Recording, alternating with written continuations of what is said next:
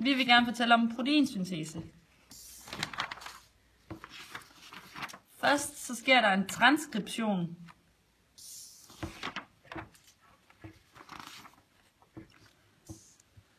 Her er en DNA-streng, et dobbelthelix, hvor man kan se baseparerne, der er over for hinanden. A og T går altid sammen, og C og G går altid sammen.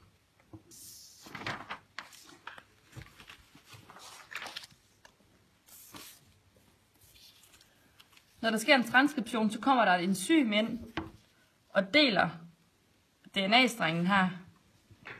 Sådan der. For den vil gerne lave en kopi. Her, der har vi lige lavet sådan, man kan se, den deler sig. Og hernede, der har RNA så lavet en kopi. Det eneste forskel, der er, det er bare, at A nu ikke længere står over for T, men at RNA de sætter et U ind. Og herefter så sker translationen. Og translationen, den sker herinde i ribosomerne. Som er der.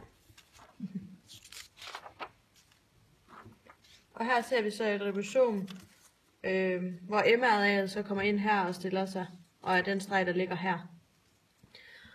Og inde i den her, der ser vi så, at der er noget, der hedder kodon, som er koder for aminosyre. Og sådan 3 baser, det svarer til sådan en kode der.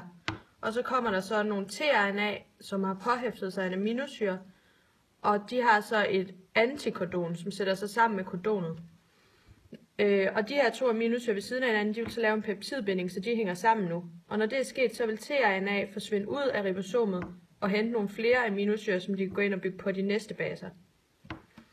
Når der er 10-50 af de her peptidbindinger imellem, så har vi det, der hedder et polypeptid. Og når vi når 50, så har vi et protein.